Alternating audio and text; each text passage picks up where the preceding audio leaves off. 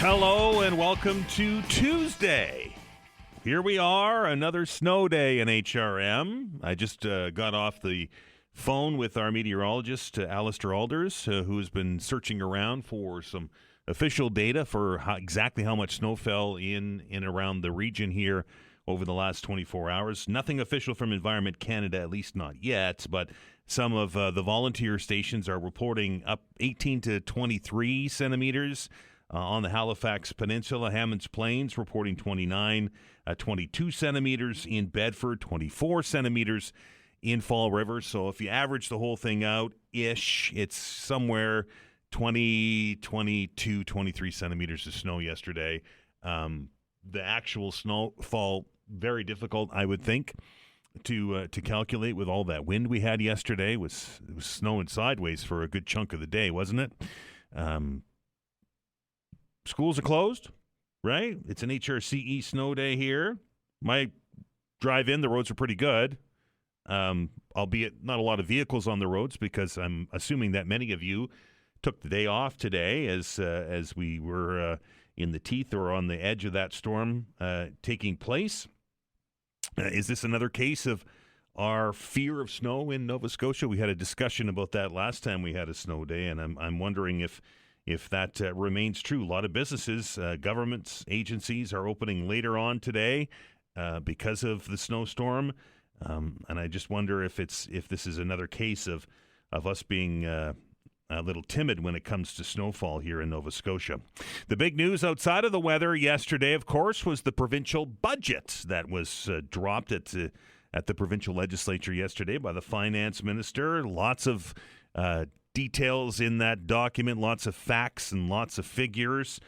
Some of the top line stuff that I picked out of the budget document, that big red number, of course, is what a lot of people are focusing on, and that's a $1.19 billion deficit. That's a big number, right? And the Premier kind of alluded to that when he was in here with us a couple of weeks ago. But 1.19 billion is certainly a large number. Second year and second budget in a row that we've seen numbers that were well above $1 billion. The big one, of course, the 5% yearly cut to the civil service, and then a 3% cut to the broader service. Things like Crown corporations.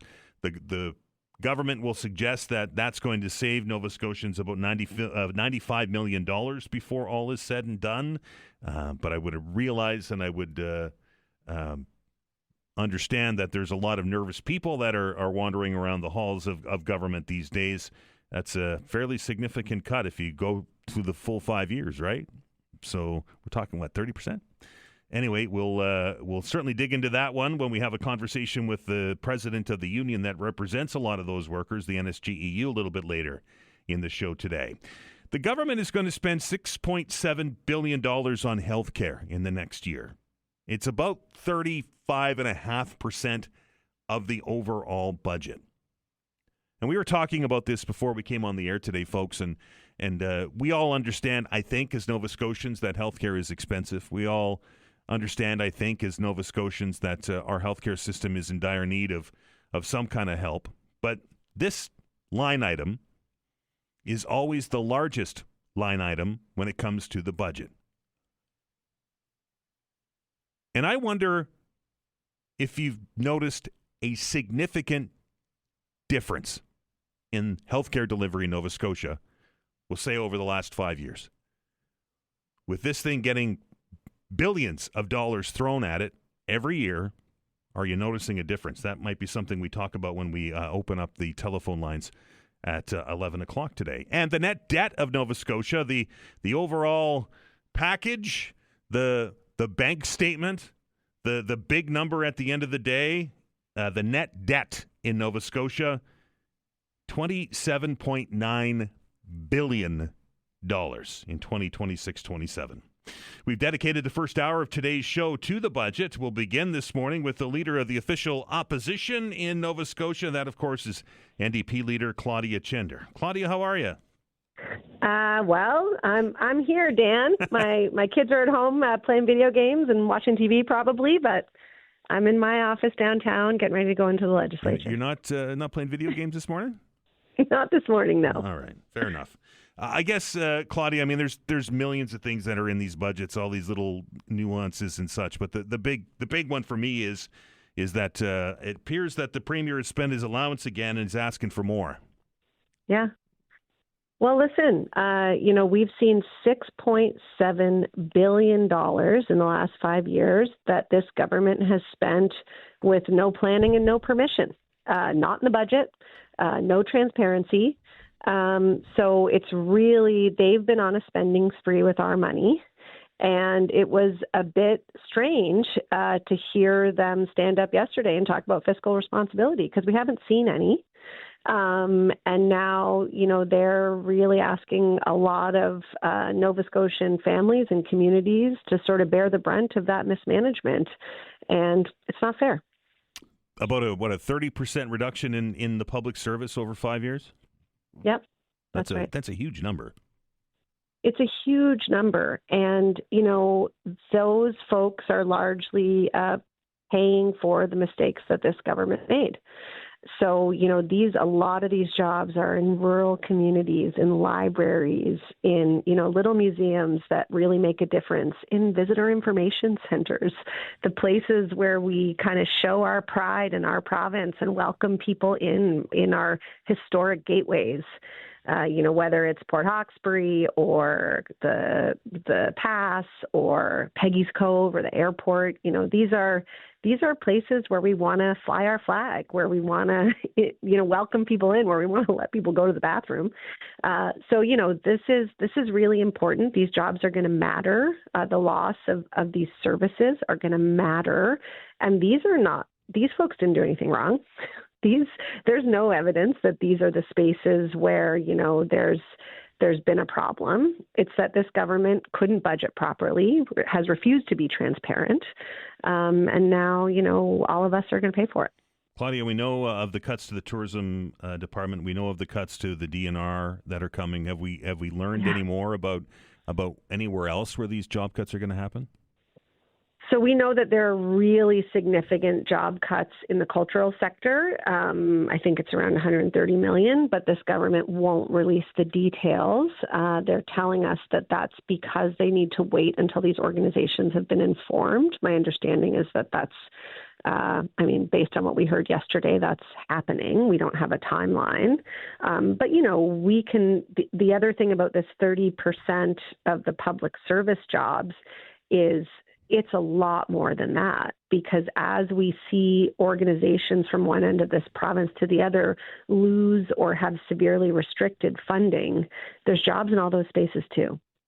And so we are going to have a lot more job losses than that. We're going to have communities that rely, we have a lot of communities dotted through our province that, just have a few economic drivers going on, just have a few things keeping them knit together and able to stay solvent.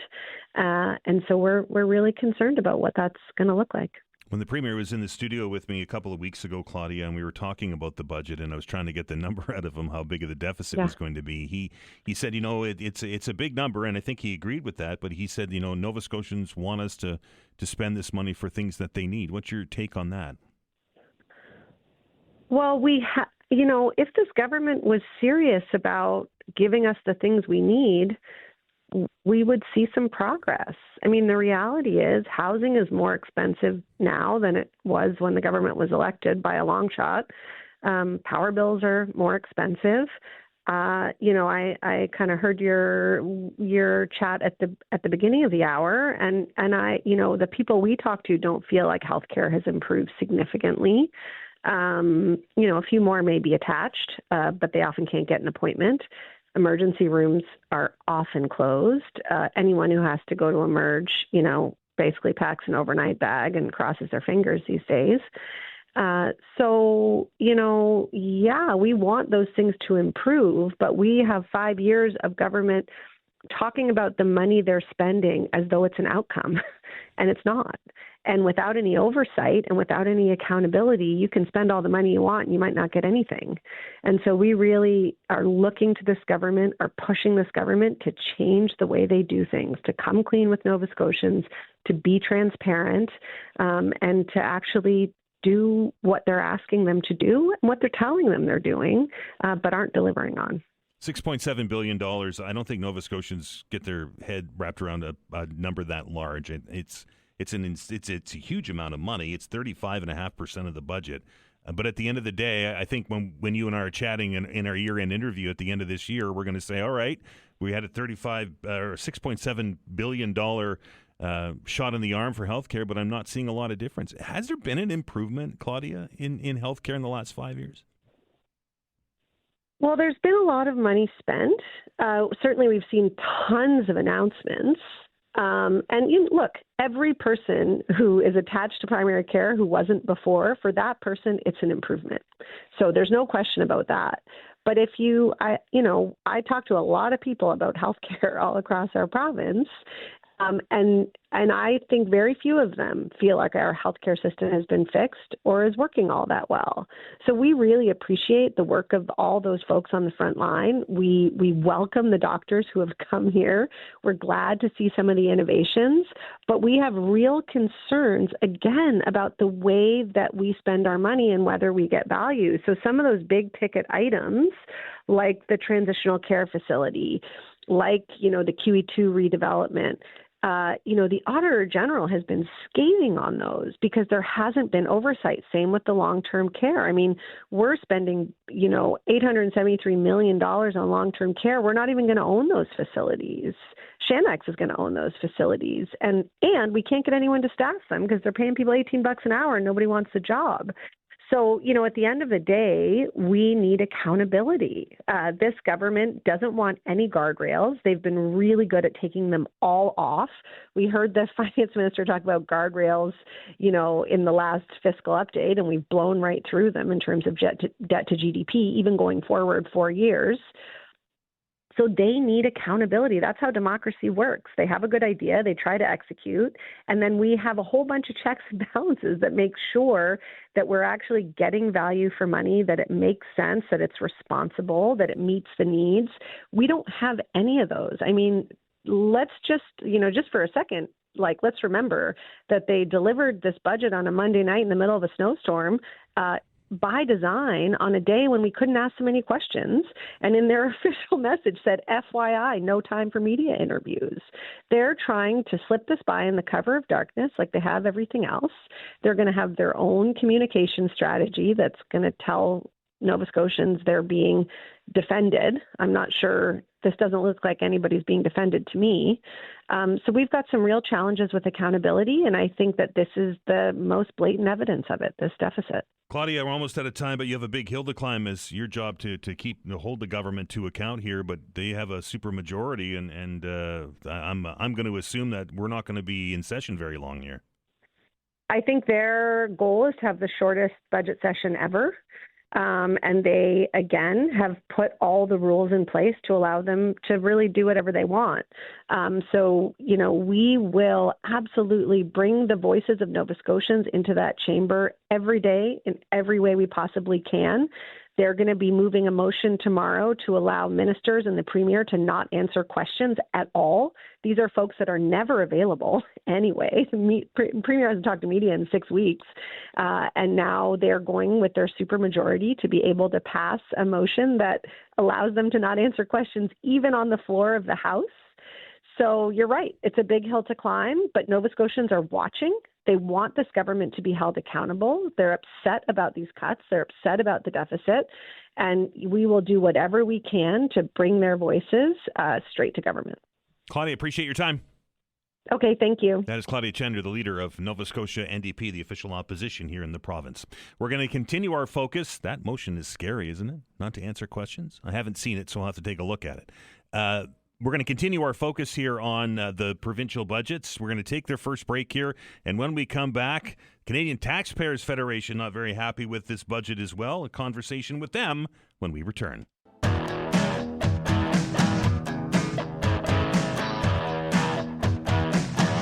Welcome back to the Todd Veinotte Show. Dan Alstrand here on a Tuesday morning as we start to dig through the details of yesterday's released provincial budgets at 4 o'clock in the afternoon, as Claudia Chender said, in the middle of a snowstorm with no media questions. Interesting, isn't it? Anyway, some of the top line items that we've been talking about this morning, not sitting well with me, I would imagine, not sitting well with you, and probably not sitting well with our next guest, a $1.19 billion deficit in this year's budget. And all of that added in, including last year's billion-dollar-plus deficit, and all the money that we overspend here in the province, we're at $27.9 billion in debt for 2026-27. Very pleased to welcome in from the Canadian Taxpayers Federation this morning, Gage Haubrich. Gage, how are you? Good, Dan. How are you? I am well. There's a lot of things here that certainly come with dripping of red ink, isn't there? Yeah, unfortunately, the talk leading up to the budget was that the government was going to focus on finding some savings to actually get the province back in some sort of fiscally sane situation. But all this talk about savings didn't line up with the government's numbers. Instead, we're seeing the government continue to borrow billions of dollars this year and leaving future generations of Nova Scotians to pay the price for that debt binge. And not just this year. They're going to continue to deficit spend for several years now. Well, that's the problem here too, right? There's no plan in this budget to actually get the government back to balance. We're still seeing a multi-$100 million deficit by 2029. You mentioned off the top there that that's going to be $27.9 billion by the end of this year. We get to 2029, that's going to be over $36 billion. So all the talk about savings, unfortunately, for taxpayers was all for naught because the government's going to continue to borrow into the future, and that's going to cost taxpayers more in those debt interest payments every single year.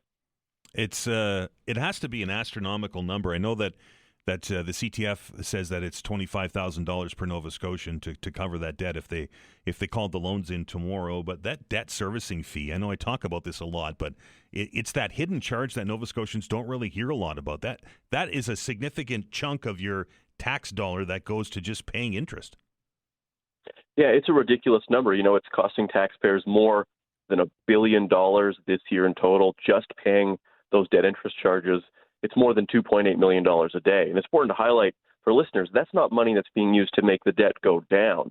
All it's doing is paying the interest so the government can keep those loans around. It doesn't pay for a single extra thing in the province, not a single extra nurse, not a single extra police officer. It just goes to pay whatever bondholder owns those loans from the government. And we've seen the government talk about in the budget speech about how big of a problem with this is. It said that every dollar spent servicing debt is a dollar we cannot spend responding to new challenges or protecting essential services. So the government knows that these debt interest charges are a problem, but it's still planning to keep irresponsibly borrowing money for years to come.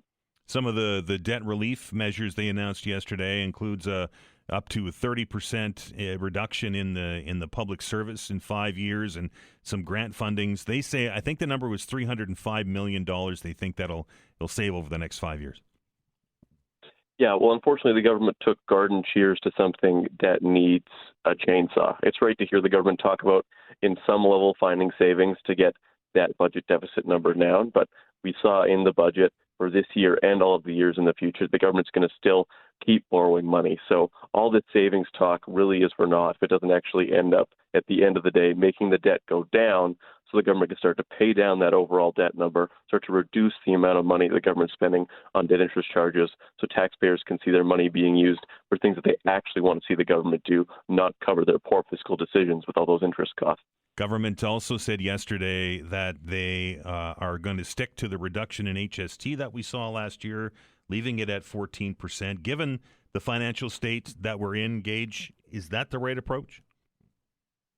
Yeah, because just like how the government's struggling with some of its expenses right now, so are regular Nova Scotians, right? We've seen huge amounts of inflation over the past couple of years. People needed those savings to make it easier to make ends meet. When it comes to a regular family like you or I, we have to go to work every day and figure out where our next meals are coming from with our own budgets. We don't have some taxpayer's wallet to dip into when we want extra money. So it's great that the government, despite not saving enough money, is keeping the savings around for taxpayers, because a tax hike combined with this deficit would have meant failure on every angle on the budget from this government. But at least keeping those tax cuts around means that at least they're concerned about how affordability is affecting everyday Nova Scotians. Gage, nobody likes taxes, and I'll sit right at the top of that list. I hate paying taxes. I think many people will agree with me on that one. All that being said, when we're in the financial state that we're in, $1.19 billion in the red this year, and that number, that almost $28 billion in deficit, if we're unable to increase the amount of revenue that the province is bringing in through its biggest generator, which I would assume is taxes, then how do we get out of this financial hole? Well, we have to look at it as a spending problem, not a revenue problem. When you have a buddy who has a problem with sports gambling or spending too much on credit cards, the solution is not to take them out another credit card. It's to take away the first credit card, cut it up, and say they can't spend so much. Atlantic Canadians are already hit with some of the highest tax burdens in the country compared to other Canadians and other provinces. So the government's already getting a substantial portion of money from each and every Nova Scotian. So the actual problem is not the taxpayers who aren't paying enough, despite what the government will say, is that the government isn't putting in enough effort to find savings to have to spend this money on things that people actually care and not the nice-to-haves. And I'll agree with you, Gage. I really will. But, are we past the point of no return? We're in a pretty big hole right now. It's going to get worse every year that the government doesn't actually do something to solve this problem. We've seen the start of the talk from the government reducing some of those bureaucracy costs, some of those grant fundings, but of course the government always has to do more. But that more can't come simply from taking money from taxpayers. People are already paying almost half of their income every year to governments of every level. The solution can't be to take more from them because they can't afford it. The solution has to come from the government side. We've seen other provinces, other places across the country try and get forward and find those savings, and we just need to see the government here do that as well. Gage, I appreciate your time, sir. Thank you. Have a good one. That's Gage Haubrich from the Canadian Taxpayers Federation.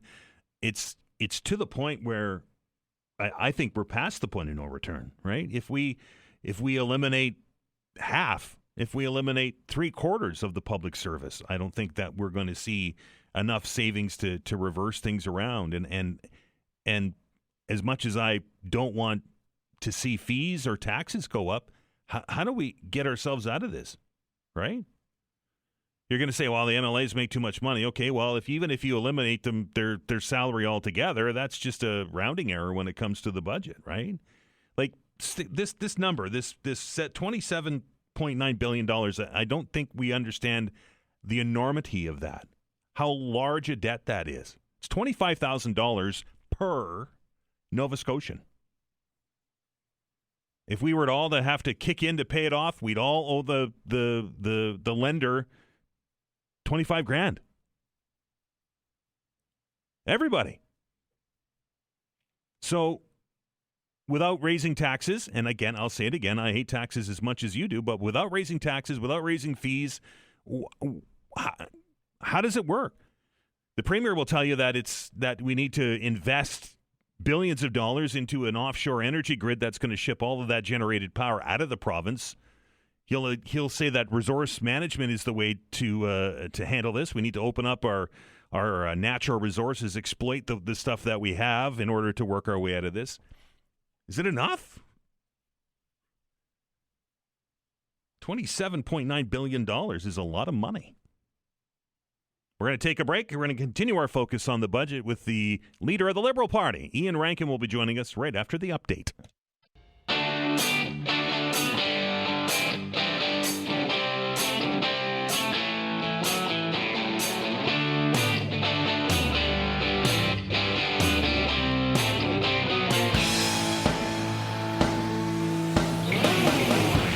Welcome back as we continue our look at the provincial budget delivered yesterday. The budget's spending 35% of its total amount on health care, $6.7 billion. Some of the deficit reduction plans that the province announced yesterday is a 5% yearly cut in the public service and a 3% additional cut in the broader service. That's things like crown corporations and such. So if you calculate the whole thing out over 5 years, it's close to 30% of the public service in Nova Scotia could be gone within the next 5 years as the Premier looks for ways to save some money and to work on that $1.1 billion in overspending that was announced in this latest provincial budget. Please welcome back to the show today the leader of the Liberal Party here in Nova Scotia. That's Iain Rankin. Iain, how are you? I'm great. How are you doing today, Dan? This budget, normally we're talking usually about some good things included in it, and I'm assuming there are a few things in there that everybody likes, but for the most part, the focus is on that big red number and the reduction in the public service.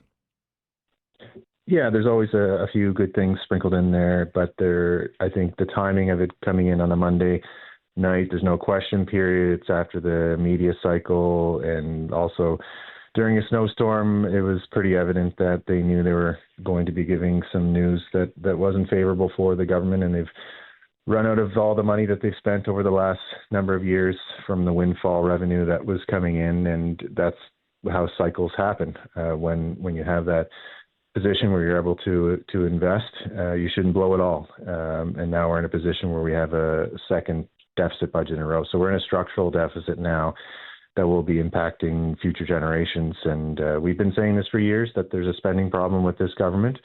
We knew it was going to be bad, but when you see these kinds of attempts to mitigate it with reductions to the provincial civil service, plus the other cuts that they're proposing, and on top of that, there's still in $1 billion deficit proposed and growing the debt by exponential levels, then it's actually even worse than we thought.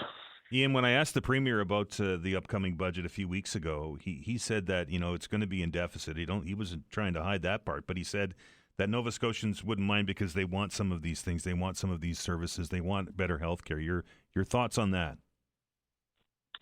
Someone has to pay. So the debt servicing cost has increased by over 50%. So a lot more of the spending is going to just pay the interest. And I think Nova Scotians do want services, but they also want to live within our means and not push on those costs.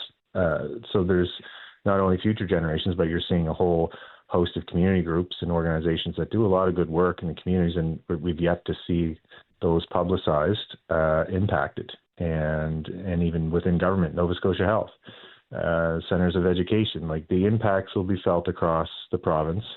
And I think there should have been more work put into actually trying to manage the budgets. We've been proposing to try to stick to the budgets that have been approved by the legislature, and spending $6.7 billion outside of the approval process that whole exercise was taken to a whole new level over the last number of years. And Auditor Generals had pointed that out, but we've talked about that on the show. And if they just would have stuck to their budgets and hadn't spent the windfall revenues that were flowing into the province, we'd be in a much better fiscal position right now. $6.7 billion, Iain, to be spent on healthcare this time around. It's 35.5% of the overall budget. I'm wondering if we're getting the best bang for our buck out of that. We know that this is always the biggest line item on a budget when it comes to these things every year, and many Nova Scotians will tell you they're not seeing any difference. Yeah, and I don't want to, there has been some investments that have helped in some key areas, but there has also been a lack of scrutiny over some of that spending, and some of that includes sole source contracts. We know that that's going to come up with higher bids coming in for the Hogan Court transitional facility, for example, long-term care. There's a number of contracts that have been sped up without competition, and everybody knows competition can get us better pricing. And then the overspending that has happened over year, over $1 billion, some of it healthcare, but it's not just healthcare. It's almost all departments have been coming in over budget every year. So you could argue that we have less opportunity to actually invest in health, especially when you see reductions to Nova Scotia Health. And there's no easy reductions. There's a lot of people working in our health authority that are delivering services on the front line. They require administration support. Who's going to do that administration? So the more you spend, the more you overspend. You're actually putting those healthcare services more at risk. Are we past the point of no return with this budget? I mean, the government yesterday said that they were going to stand firm on a 14% HST. We know the bridge tolls is adding to the deficit, the removal of the bridge tolls. Iain, do we need to see an increase in taxes to get out of this hole? Well, that would be bailing them out for bad decisions. I think they're showing that the longer that you wait, the harder it is to make decisions to right size what the government's spending, corresponding with the economy. They came in 2021 in the most enviable position that any government in my lifetime ever has, with the economy in good shape, with a balanced budget, and they literally started spending whatever came in that went out the door. So I wouldn't say we're beyond a point of return, but we have some challenges in trying to hold this government to account, to stop the sole source contracts, to prevent the overspend, and really try to get them back on track to bring our economy back corresponding with how much is being spent in government. So the net debt is going to grow. It's going to double under this government's watch. That's not a legacy that I'd want to leave behind, and especially as a father with a young family, it's becoming more and more personal to me that we try to put some actual guardrails on spending, and whatever guardrails this government has put in place, they've more than blown past. So if there's more revenue coming in, we know what this government's going to do with it. The Premier will say that the solution, Iain, is to open up the natural resource sector. We've seen him attempt to do that in uranium. We've heard all of the talk about Wind West. We've talked a little bit about onshore generation. We've talked about gas. Is natural resources the solution to this? Natural resources is one part of the economy. Is that we've long proposed to go back to a comprehensive strategy that includes all facets and not ignoring the tourism sector by eliminating jobs in rural communities that support that, or looking at the other growth sectors. And we're lagging the whole country in our economy and productivity, and that they like to blame past governments. This is a government that's been in for 5 years. They're also blaming the Trump administration on the tariff issue. This is a government that likes to blame others, but they own this economic record. If it was about natural resources, why wasn't that talked about in year one? They're bragging about approving gold mines. There was a gold mine operating in past governments. They're bragging about offshore opportunities and bids. Bids went out during past governments. So natural resource development and the opportunities around it is not a new thing. Every government in the past tapped into that. It's a foundation of our economy, but you can't ignore all the other issues. And you actually need to work with people to maximize that and work with the federal government and not get into fights or lack of consultation to actually help these projects along. Iain, appreciate your time today. Always a pleasure. Have a great day. That is Iain Rankin, the leader of Nova Scotia's Liberal Party. The I was going to say civil service, but it's a broader cut. The public service in general is the center of some of the deficit reduction strategy in this budget laid out by the finance minister and the premier's government, and the NSGEU will be right in the center of that. A conversation with the president of NSGEU, Sandra Mullen, after the break.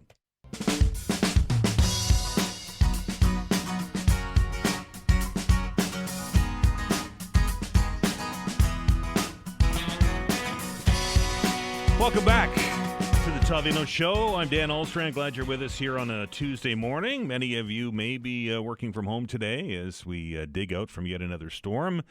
Some of you are at the office, and I would imagine are going over these the budget documents for the very first time as they were delivered yesterday in the teeth of that storm around 4 o'clock. And I know many of you were focusing on other things like being able to get home safely and shoveling your driveway. So these things, of course, are mammoth documents, and there's all kinds of things that are included in them, and we'll continue to dig through them and find different nuggets as we get through the week. But the big line items that came out of the budget yesterday was that we are again, and will be for the next at least, I think, 5 years, in a deficit situation. That means that the province is spending more than it's bringing in to the tune of $1.19 billion. The net debt by the end of 26-27, that's the amount of money that we owe, will be $27.9 billion. And one of the measures that was announced yesterday to try and cut into that deficit spend would be about $95 million in savings a year, and that's a 5% yearly cut in the civil service and a 3% cut in things like the Crown corporations. And if you spread that over 5 years, we're talking a significant reduction in the public service here in Nova Scotia. The NSGEU represents a lot of the workers that will be affected by this, and we're very pleased to welcome back to the show this morning for her perspective on it, the president of NSGEU. That's Sandra Mullen. Sandra, how are you? Well, like most of my members, reeling from the news and trying to truly uncover what it really means for our members. It's if these numbers hold true, if it goes 5% and 3% or whatever it is over the next 5 years, you're looking at about a 30% reduction. That's 3 out of 10 people. Well, those numbers are very cloudy as far as I'm concerned. There's some serious implications, and we're trying to dig down to see what does that mean for our membership. With respect to the immediate civil service, we represent about 8,500 civil servants. There are approximately 13,000 in public service, so there's a lot of excluded staff here. And those folks, they're talking that there will be cuts there as well. Another 3% grant-based programs and all of those different programs. We represent a number of members there as well. But the bottom line is this is impacting public services to Nova Scotians, and that's serious. We've seen just last week with the cuts to tourism, taking good jobs out of rural communities. It's just, putting public safety at risk. As you continue to cut this funding to public services, it's going to have an impact on the lives of Nova Scotians. And we're very concerned about that and trying to narrow down what this really means to our members.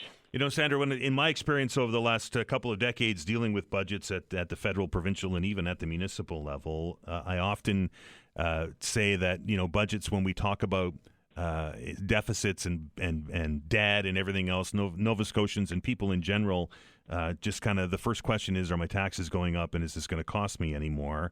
And most of the time it's no. But when we have a budget that was like the one delivered yesterday, where we're going to see a significant reduction in staff in some of the departments and some of the services that Nova Scotians use every day, everybody's going to feel this, right? Absolutely. And, I think when we look back at the past 4 years of budgets and the impacts it's had to services, we did not see this kind of reduction. We also, after this last election, nobody was asking to remove the tolls off the bridge and to cut our income tax rate. So government has eliminated some sources of revenue and now want to make savings off the backs of our employees and people who deliver those public services. So it's very concerning right now to Nova Scotians as they look forward to what cuts will impact them. Do we know where yet, Sandra? I know you mentioned the tourism department. That one kind of leaked out on last week, and we've heard some reorganization happening at the DNR. But have you heard anywhere else where these cuts are going to be impacted? Well, definitely the Blizzard budget as it was, trying to look through all those documents, we see things like they may not cut teachers in education, but the programs delivered to less fortunate or underserved groups of people in this province, be it special programs in schools for African Nova Scotians, for Mi'kmaq. If they cut those programs, there's a disservice to the population. There's things like that. There's reorganizing, eliminating some of the grant to other programs. We represent a number of folks who work in these organizations that are funded by grants, be it from Justice, Community Services, or where have you. And they work in part with bigger organizations to deliver those services, to support services to people in the justice system.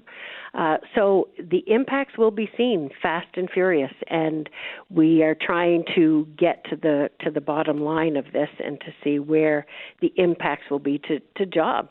We've seen, what looks, if folks think it's a bloated civil service, our civil service has not grown in comparison to the province. We went back to 2018. So in the past 8 years, the civil service has grown only 4%. Population in Nova Scotia has grown 14%. So we don't have enough folks to keep up with the population as it is, and those services are going to negatively impact Nova Scotians as they continue to cut and reduce. Sandra, we know that the government's in this supermajority position and can basically do what it wants. As the organization that represents a lot of these workers, what is NSGEU's plan at this point? Can you do anything to try and change their mind? Well, we're ensuring that our membership knows fully what's ahead of them and how to reach their local MLAs. There are a lot of MLAs who have not been through this type of work, where the budget has going to have such an impact in rural Nova Scotia, and it is absolutely a priority to ensure that these folks know how to speak to their local MLA and what that impact is.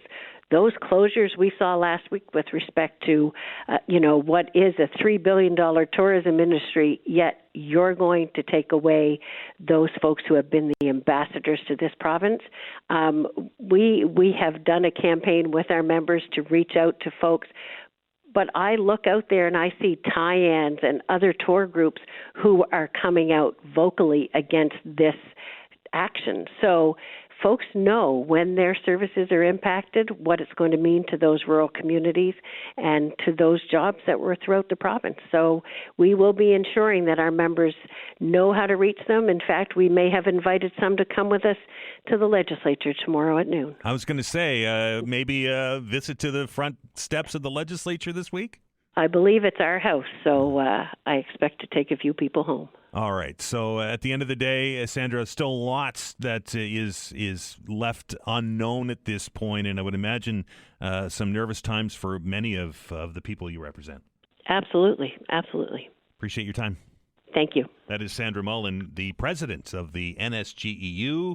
As we work our way through this budget, looks like a 30% reduction in the civil service, or in the public service, I guess, over the next 30 years. If you run it, or not 30 years, 5 years, if you run it to the end of it. We don't know exactly what's happening. We did hear last week that there was going to be, or were some cuts to the culture department, to tourism. They were going to change their strategy when it came to tourist information booths. Many of them in the rural areas now are going to be unstaffed. So my vision of that is that you roll up to a tourism information booth, if they even exist anymore, and there's a QR code on the front door. Hopefully they'll have the washroom facilities available, right? That's what most people stop at those places for anyway. And we heard about some changes.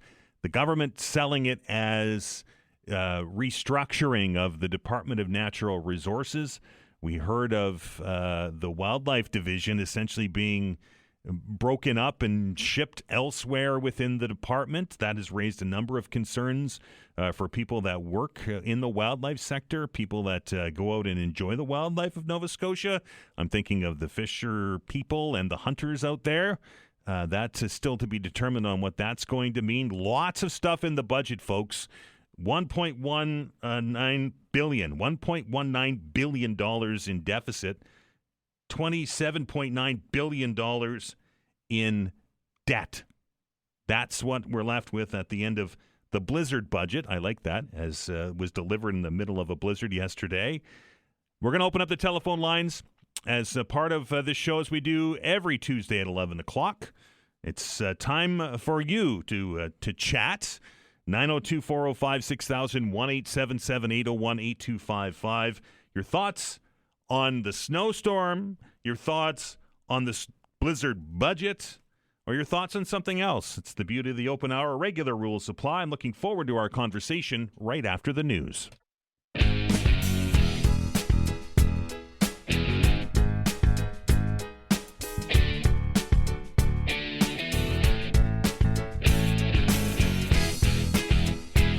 All right, welcome back. It's time for the open hour. Telephone lines are open, 902-405-6000 or 1-877-801-8255. That's how you access the program. Snowstorms, snow days, blizzard budgets. There's certainly a lot to talk about when it comes to the last 24 hours. And I just want to send a shout out very quickly to the people in Newfoundland and Labrador that are digging out after two massive storms hit that place. Did you see the pictures from Mount Pearl and from St. John's? Holy smokes, 100 centimeters of snow there. They have pictures of people that are opening their doors and not being able to get out because they're completely submerged by snow. And we know that that part of the world is susceptible to these kinds of storms. We've seen it before. I think we saw it. The last one I think was 2020, if I'm not mistaken. But that's a lot of snow. 18 to 23 centimeters of snow that we got here in HRM, at least on the peninsula, is not. I think I can say that. It's not. Yet, we had a snow day and a half with HRCE kids, and just received word from HRM that the overnight parking ban will be in effect again tonight. So if you park on the streets and don't want to get a ticket, then you're going to have to find alternative means again from 1 until 6 this morning as the cleanup continues. Maybe I'm too harsh. Am I being too harsh on people? But it just feels like we get 15 centimeters of snow now and the whole city just shuts down. Anyway, $1.19 billion deficit. That's what the finance minister announced yesterday as part of his budget for the year. $27.9 billion is now, or will be, the deficit. $27.9 billion is the deficit for 26-27. Part of the budget also including a 5% yearly cut to his civil service, and then following a 3% cut in things like crown corporations. The government says that's going to save us about $95 million in savings. $6.7 billion will be spent this year, 35.5% of the budget on health care. So there's lots to unpackage there, and we're going to go to the phones here right away. But I'm curious. We see that health care is the number one line item every year when it comes to budgets. More than a third of this year's budget is going to health care. The Premier says we need to deficit spend because Nova Scotians want to see health care fixed, among other things. Are we seeing any improvement? Is it getting better out there? I know there's well over 600,000 of you that still don't have a family doctor that will say no. But the number has shrunk from the, 120,000 or whatever it was. Is it getting better? We're spending an awful lot of money on it. Anyway, 902-405-6000, 1-877-801-8255. We begin things this morning with Tim. Tim, how are you? Morning, Ted. How are you? Good. It's on your mind. Very well, the budget. Listen, it was obvious, at least to me yesterday when watching Mr. Houston on CTV, that he looked extremely uncomfortable, and one can't, if I'm right, one can't help wonder why. And with the budget being in excess of $1 billion, that's, and that's growing rapidly, and credit ratings being reduced for the province. Right. I'm not sure what the plan is, because listening to Mr. Houston and Mr. Lloyd yesterday, they both seemed extremely nervous. And again, if I'm correct, there's got to be a reason for it, and I hope that the House continues to sit, because certainly as Nova Scotians, we deserve some answers, and the place to get them is in the House. And at the end of the day, anyone who's inheriting this debt, the problems today may certainly be much more tomorrow, and it's extremely unfortunate. Tim, why do you think that we're in such a bad state? Why are we here? Combination of a variety of things: bad government, bad decisions, bad leadership, people not making decisions in a competent manner. Pick one or all the above. Right. Thanks, Tim. 902-405-6000 or 1-877-801-8255. Bad government, bad decisions, or all of the above. And I said this earlier in the show today, and we'll get back to the phones in a second, that my experience covering budgets for the last couple of decades is that Nova Scotians really don't understand debt. They really don't understand deficits. Number one question when you go out to the street and you ask people about the budget and these numbers is, oh, my taxes going up? Am I going to have to spend more? And if it's a no, which is the case here, then to be honest, it doesn't really resonate deeply with Nova Scotians. At least that's my opinion. Because it's the immediate problem isn't going to hit them in the wallet, right? But from what our first caller, Tim, said is that, we're going to pass this debt on. There's no way we're paying $27.5 billion in debt off in this generation. Not happening. Considering that the estimates are that we're going to deficit spend here for the next 4 or 5 years. So we're going to pass this on to our kids, probably our grandkids, and probably their children. But I don't know what the solution is, and I hate to say that taxation is the problem, but maybe it is. Hello, Dave. Yes, hello, Dan. The banks are loving us. That's right. For sure. For sure. Just they're the big winners in all this mess. 29 billion. My beef, I would say, as far as budget goes, and I think they just expanded 21 million to service the Yarmouth to Bar Harbor ferry, which I think I've thought for a long time now has just been laughable almost. Bankrolling the Bar Harbor employees there and customs restructuring for sure. Building stuff down there for it. Yeah, I get it. Yep. Yep. And if we were flourishing from this is one thing, but I think the ridership there has been down at least 22% last year due to the ongoings between us and the United States. And how many Americans are going to be coming up here? I get people that come up here last summer. They couldn't believe the cost of living up here. And basically I said, well, that a lot of it is tax, when you go to the gas and your food and you get your smokes or liquor, because it is astonishing, compared to what they pay, goes to healthcare. I say, well, that goes to our healthcare. But we have a healthcare system that is in a crisis. We can all admit that. But this Bar Harbor thing, I'm telling you, and Yarmouth Ferry, is something that now our government, this is not just our government, the current government, but it has been, I think it was Stephen McNeil back in the day that got this thing rolling. And it's laughable.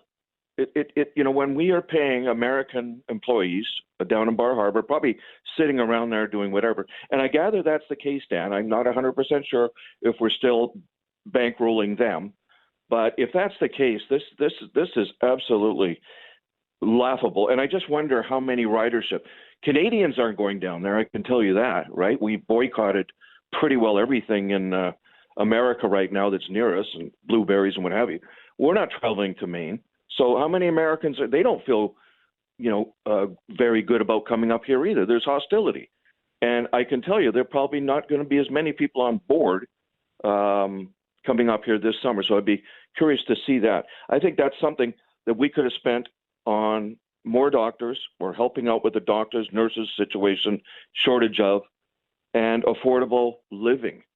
And that's just my opinion on that losing ferry system that doesn't seem to be running half the time anyways, because it seems to have problems and not certainly running now. So, right. I think ponder that, and one more thing I think as well, Tim Houston also said, I think on one of your talk shows or Todd's, that we have the lowest GDP per capita of any state or province, yep. Nova Scotia. He did. And below Mississippi and Arkansas. That's pretty scary when you look how we're bottom feeders, if you think of it. And I guess if we didn't get the equalization payments that we do get from our province, from Alberta, from the province of Alberta, we'd be in big doo-doo. And don't forget, Dan, federally we run a huge deficit too. Like it's trillions, I think, per capita. It's scary. You look at the United States, same thing. It's just, You wonder when this is all going to just It has to eventually, right, David? I mean, it has to. Yep. And I don't dwell on a recession or depression. I really don't. And I don't. But something has to give. We used to talk millions. Do you remember that? Yeah. Now it's billions, and a billion is just I can't get my head around a billion. It's a huge just amount of money. Go somewhere, go on Wikipedia and see what a billion is, and look at the stats and how long it takes to get to $1 billion. And we're servicing this deficit in the billions, right? And it's costing us billions just to service it. So, anyways, that's my rant. Appreciate it. Thanks, Dan, for taking my call. Cheers. Take care. Stay warm. 902-405-6000, 1-877-801-8255. We're going to take a break. Open hour continues on the other side. Back in a minute.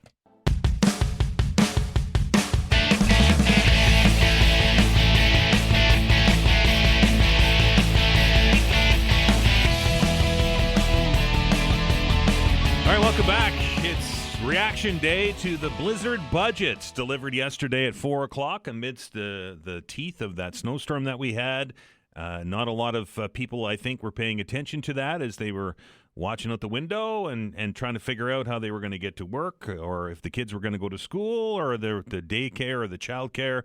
That's with that. So in the world of politics, probably a good time to deliver a budget with bad news in the middle of a snowstorm. Anyway, we're starting to unpackage what we've learned from the budget yesterday, and to be quite honest, not a lot of good news in it when it comes to the state of the province's finances and the state of the province's public service.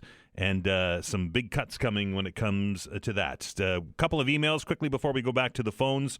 This one comes from Rob. It says both the provincial and municipal spending is out of control. It doesn't help the provincial budget or municipal budget if they make cuts to the civil service while still spending like drunken sailors. That one comes to us from Rob. And David writes, "Hi, I found it amusing when listening to the CBC this morning. A fellow was talking about the budget. He said some of the cuts proposed are roughly the same as what he's going to lose by eliminating that 1% on sales tax, and the EV cost is going to be roughly what the province is losing because of the bridge tolls being removed. I find it astonishing that we're going to have a $27 billion bill to show for what this self-bragging accountant is doing behind the scenes." And that comes to us from David. If you want to share your thoughts on the budget and the state of the province's books, 902-405-6000 or 1-877-801-8255. Back to the phones, and we say hello to David. David, how are you? Hi, Dan. I guess I sort of want to talk about taxes in relation to our budgetary problems and how that is a solution. But I think the real trouble we have is sort of a crisis of confidence. So, I mean, in a perfect world, or in terms of my household budget and stuff like this, sort of, if I was in that situation, like raising taxes, paying off the debt, reaping the benefits down the road, fully funding our services would be the best thing. And I think a lot of people would agree with that, except when it comes to public spending, they don't have the confidence that the government will use that money wisely, that, all that sacrifice will just be used to sort of more spending, more pay raises, more waste, that kind of thing. So, until we really have a lot of confidence in our sort of elected officials to manage our finances properly, I don't really see a way out of it, just because the public will won't be there. But just to put it all into perspective, when I first came here, I guess just about 20 years ago, I think the provincial debt was about $11 or $14 billion, and that was a massive level of debt. And what are you saying it's now? It's like $23-24 billion. For a province with a population of less than 1 million and a working age population of 300,000-400,000 people, like that is just unheard of. And then you add to that all the private debt that we all collectively carry, just trying to make ends meet, get by, do whatever, student loans, credit cards, all that kind of thing. It's just insane. And I was just sort of reading too, I think BC, and they're only about 4 times our size in terms of population, but their budgetary deficit this year is about $13 billion and expected to continue for the next 5 years. So it's sort of, in terms of our nation and our society and the goals we want to achieve and things like defense, healthcare, education, it's, we're in real trouble, and we got to find a way to solve this. Thanks, David. I appreciate it. Thank you. 902-405-6000, 1-877-801-8255. Gino writes, "Hey, Dan, this government didn't put us where we are. It's past Liberal and NDP governments, for the most part, who put us where we are. And now we give this guy crap when he wants to use natural resources or what have you to get out of this hole. I repeat, do we just want to keep begging for transfer payments, or are we going to take responsibility? What is he supposed to do? And the opposition are just blowing hot air. That comes to us from Gino. Gino, I'll agree with you to a point, but let's not forget that he gets to set the budget each year, and this is the second consecutive year that the budget's over $1 billion in deficit. That means we're spending $1 billion more than we're taking in. So that has to bear responsibility on the guy that's in the office right now, right? You might buy a house. This is probably a bad analogy. You might buy a house that needs repairs and have to spend some money to do it, but you're not going to bankrupt yourself doing it, are you?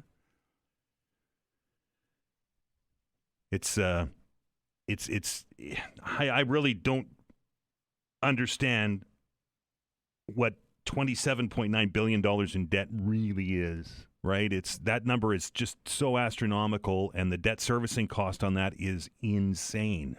So if we keep adding $1 billion in debt for the next 5 years, very much like the experts are saying is going to happen here in Nova Scotia, then that's just going to grow. And the interest payment gets bigger and bigger and bigger and bigger and bigger every year, right? The population is growing, but I don't think it's growing that much to cover that. What's the solution? Natural resources is the solution? The Premier says it is. But I wonder if it's even enough, right? It's going to take 20 years, according to two engineers, before we start seeing any kind of real power generation from Wind West. By that time,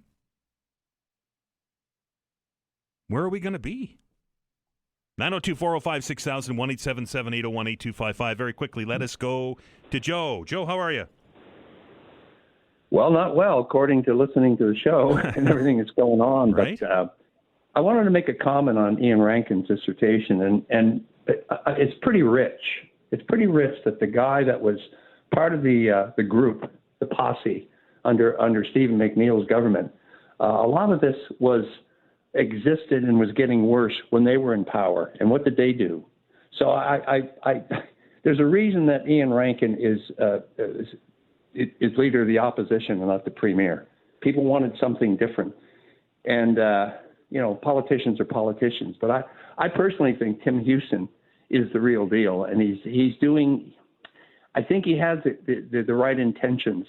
I was a little afraid that he'd get in with a majority government and then look at the fiscal landscape and say, oh, my God, what the hell have I gotten myself into, and wouldn't run again. But he's in there, and he's sticking to it.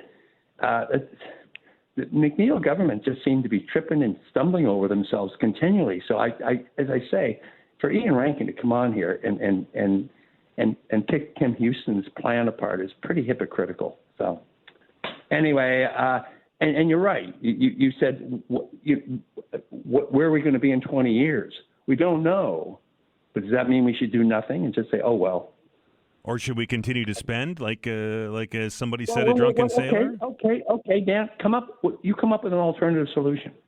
I'm sitting here listening to the radio. I'll listen to your plans. Sure.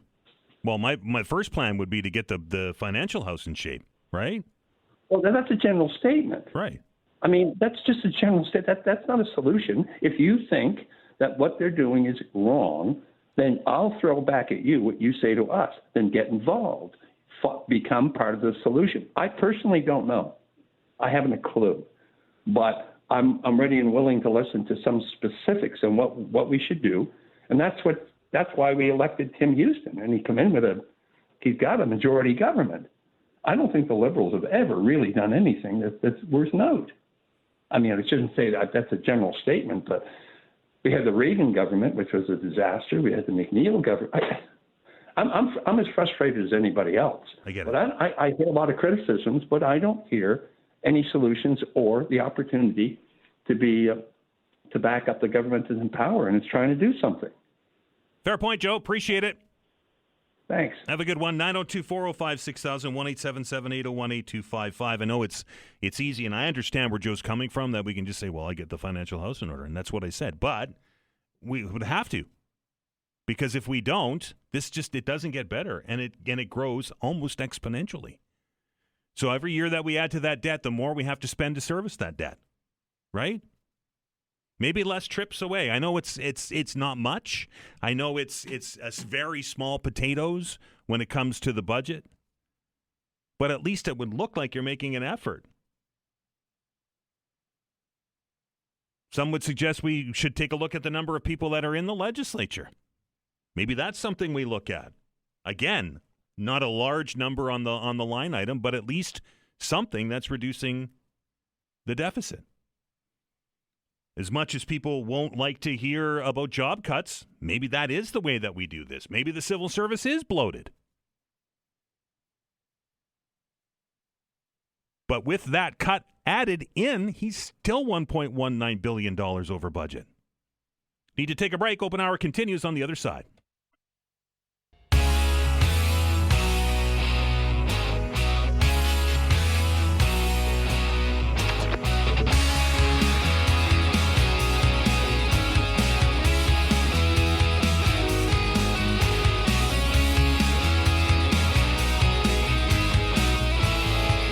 Welcome back. Open Hour continues. Lots of lines open if you want to get into the conversation. 902-405-6000 or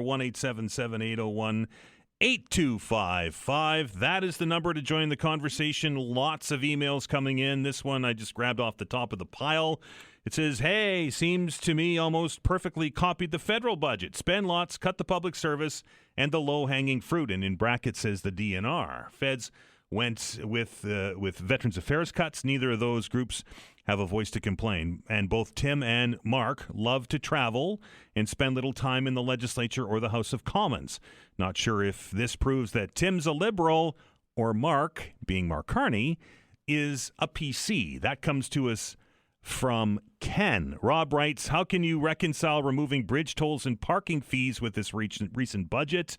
It suggests very poor planning. Number of emails and comments today on people suggesting that a part of the problem with this budget deficit was some of the campaign promises that the premier kind of dropped on us out of the blue, and one of them was the bridge tolls. We know that $40 million a year was being spent on maintenance.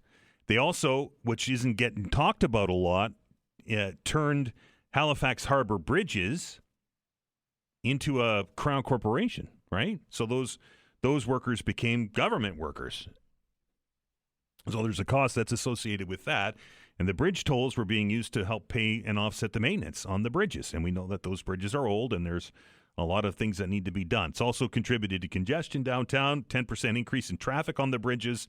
$40 million on a $1.19 billion deficit is not a lot, but it's a start, right? And we have to start finding ways to shave some of the dollars out of that budget, and maybe the bridge tolls was a mistake.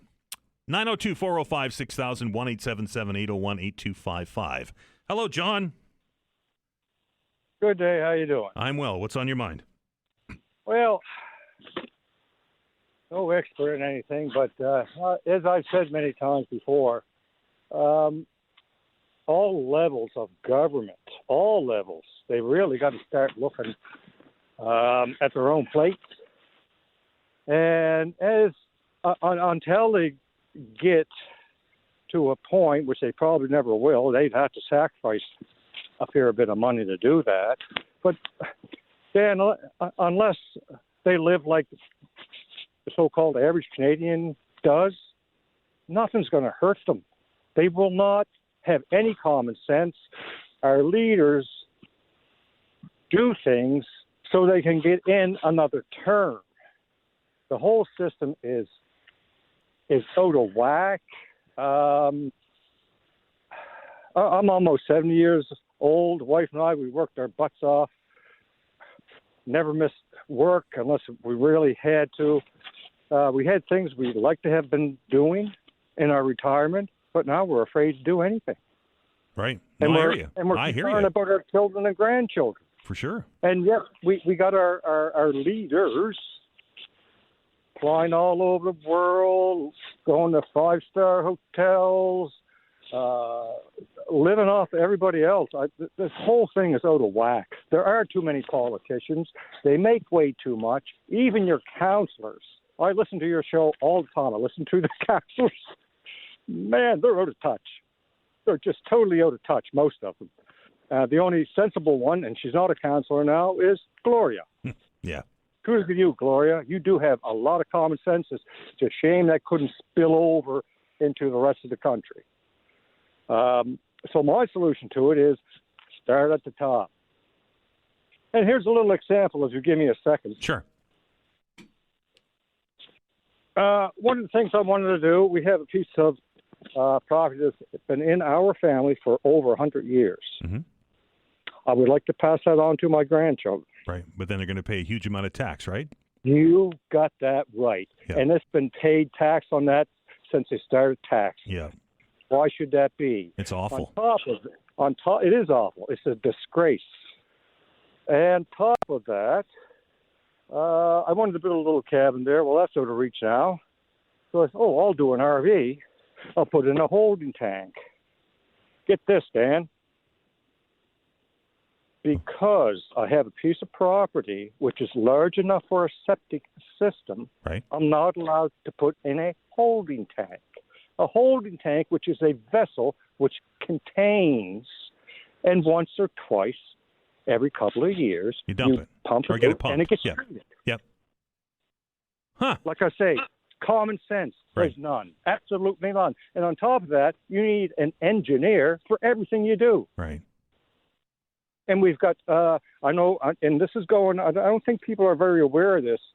Out here in the South Shore, our councillors are sitting around a table designing ways to tell us what we are allowed to do with the property that we bought, the houses that we built and paid the mortgages, how we live on that property and what we are and are not allowed to do.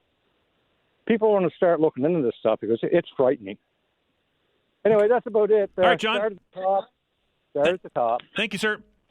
All right, bye. 902-405-6000, 1-877-801-8255. I think that's interesting, and I don't understand, or I don't know the land use rules in along the South Shore, but he could put that RV on that piece of property and just use the holding tank that's on the vessel, and then use one of those wagons, right, and dump his sewage, and that might be okay, but he can't put a holding tank that's bigger because he's big enough. He has to have a septic field. Sometimes government can't get out of the way of itself, can it? Let's go to Linda. Hello, Linda. Hi, how are you? I am well. What's on your mind? So I just have a current health care story. Sure. Well, for the last 2 years, I've had critically low potassium.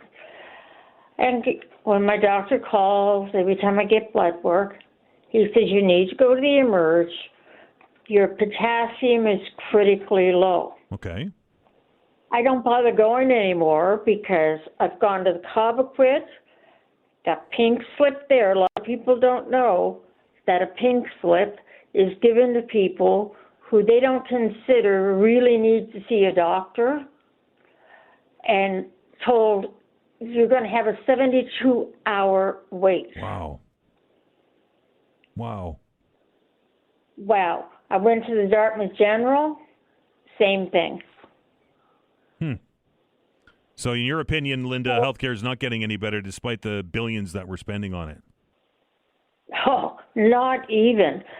I will also say that Christmas of 2023, I was admitted to the Dartmouth General, spent 6 nights in the hallway of the emergency. No privacy, they don't turn down the lights, nothing. And when I finally got into a room on a floor, I only spent 3 nights there. And the doctor came and said they were moving me back out into the hallway because they needed the bed. And I was extremely ill. When I first was admitted, they told my husband they didn't think I was going to pull through. Holy smokes. Yeah. And this is true. Every word I'm telling you is true. So no, I can't see any improvement in the healthcare. Yeah, maybe a few more people have family doctors, which is good, but there's a lot more out there that don't. All right, Linda, appreciate it. Thank you for the call. Hope you feel better. Oh, it's all part and parcel, Dan, but yeah, I just wanted to tell you that this is really going on today, like now, as we talk. Thank you very Take much. care. Have a good day. 902-405-6000, 1-877-801-8255. We're back after the break.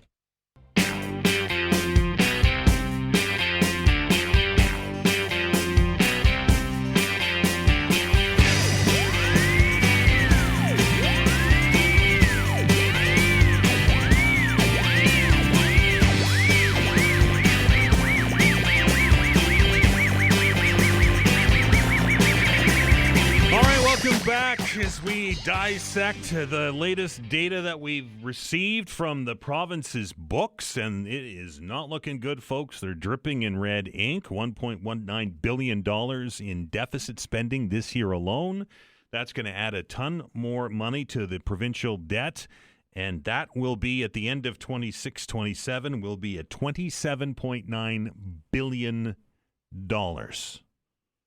Part of the budget also laying out plans for a reduction in the public service of 5% yearly, and a 3% reduction as well in the broader service, which could include things like crown corporations, and that could be as much as a 30% reduction over 5 years. So 3 out of every 10 public servants in Nova Scotia could be handed a pink slip in the next 5 years, and that not sitting well with the union, as you might imagine, and lots of nervous people out there that are going to work and checking their emails quite regularly now as this budget starts to work its way into law. 902-405-6000, 1-877-801-8255. Hello, Donna.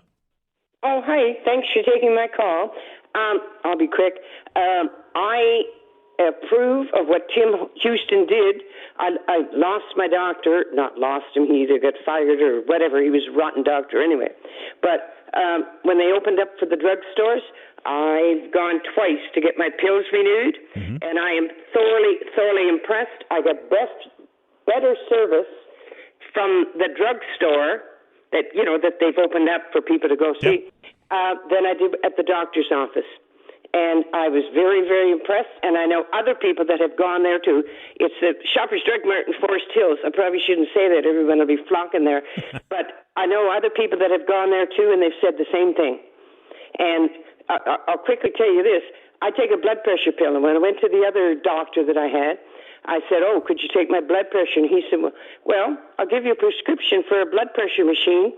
You can go to Costco and buy one and take your own. He never took my blood pressure, not once in all the time I went to him. As soon as I walked into the drugstore, the guy there said, "Oh, I noticed you're on blood pressure pills," because that's where I get my pills too. He said, we have a machine here that takes it 3 times. And I said, "Oh my God, I'm in shock." I said, "My doctor that I had before never ever did it." He said, "Well, it's standard procedure if you're on blood pressure pills to check your blood pressure." Right. And so I go like every 3 months because you have to get your pills renewed, and that's the only time I go to the doctor. But it's great, and I thank them very much, and I thanked them at the front desk and said, "I'm very, very impressed." But anyway, that is one good thing. So it's much better to go there than if you don't have a doctor than to go to the walk-in clinic and sit for hours to get your prescription renewed. So if anybody has a drugstore around their area that's open, I suggest going there. And I don't know, I think it was Tim Houston that opened up all these places.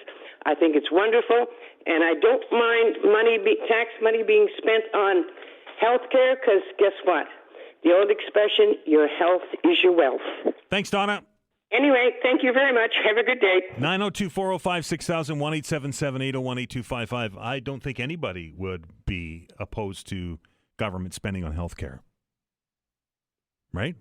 I think and it should be, in my opinion, the top budget item on the budget. But we spend billions of dollars every year, with a B, billions. I think it's 6.7 this year alone. And I wonder, Donna's story is a good story, but I wonder how many of you have seen a noticeable improvement in your healthcare delivery in the last 5 years. 902-405-6000, 1-877-801-8255. Hello, Brendan. Hey, Dan, how you doing? I'm good. What's on your mind? Well, I called in just to vent some frustration being a 30-year-old in the working in the HRM area. I will say, like, it's very frustrating to see, like, when pensions are taken off your paycheck every day or every 2 weeks. And then just to, the thought sinks in, it's like, am I ever going to be able to, as a 30-year-old in 2026, retire when I'm actually at age of retirement? So you're talking about your CPP, right? Your Canada pension? Correct. Okay.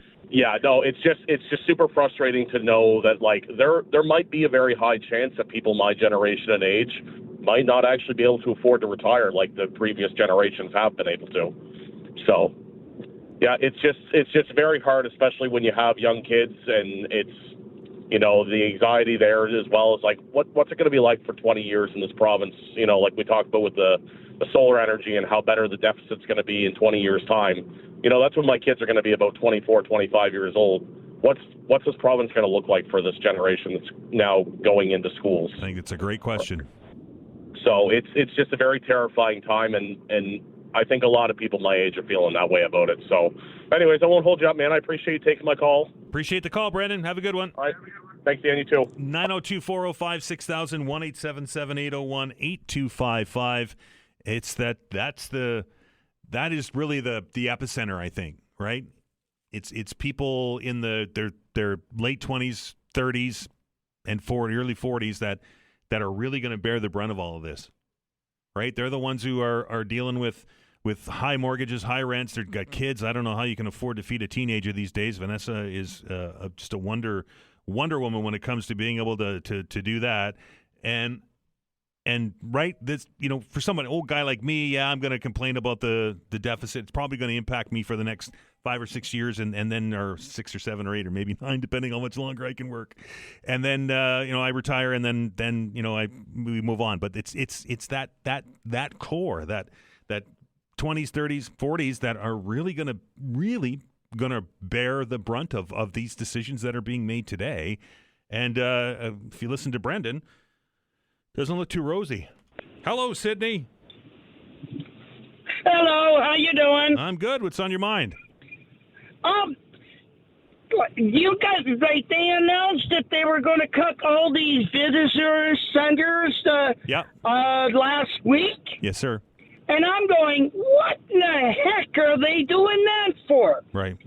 Now, they're closing the one down in Yarmouth. Mm-hmm. Well, hold it now. They're throwing money left, right, and center at the CAT. So the visitor center down in Yarmouth will be giving the people coming from the States the information on where to go and the maps and everything else to get there. The one that they're closing in Port Hawkesbury, well, that's the one that starts Cape Breton. Right, so Cabot Trail? The, absolutely. Yep. Yep, exactly. And Peggy's Cove, we get what? 1 million plus people coming through Halifax going down to Peggy's Cove every year? You would think those three just by themselves shouldn't be anywhere near the cutting block with when you're kind of talking visitor centers, because you would think they would be overly whelmed with the stuff that their information they would be giving out, let alone anything else. Good point, Sydney. Appreciate it, sir. Thank you. 902-405-6000, 1-877-801-8255. We're almost out of time here. Just one more email before we take the break. It says, hey, Dan, just to add to a previous caller's comment, the McNeil and Dexter governments did nothing to make cuts to the long-term care and healthcare systems over a 10-year period. Tim Houston, the first premier since Rodney MacDonald, who significantly added funding for long-term care and healthcare systems by adding new beds, hospital builds, staffing and wages. Budgets can't be continually cut without adding to them to make up for lost ground. Massive spending are the result of continued cuts. To be clear, I'm not a card-carrying member of any party, and that comes to us from Gary. Gary, and I appreciate where you're coming from there, but let me end on this. We're building a brand new hospital at the QE2. Right? That's under construction now. There's infrastructure being built all over the place to replace some of the decrepit infrastructure that we've been dealing with, like the VG, for years, right? But if we are going to cut 30% of the public service, some of those cuts are going to happen at Nova Scotia Health. So are we going to be able to service the new hospital once it's done? Just something to think about. We'll open up the telephone lines tomorrow at noon. Dr. John will be here at 11 o'clock to answer your medical-related questions tomorrow. And we're going to take a break for the news. We're going to get an update on what's going on. And on the other side of it, change up gears a little bit on you here. It's time for Science Files. Dr. Rob Thacker will be in the house. If you have a science question, something you'd like his thoughts on, 902-405-6000, 1-877-801-8255. Science Files. After the news.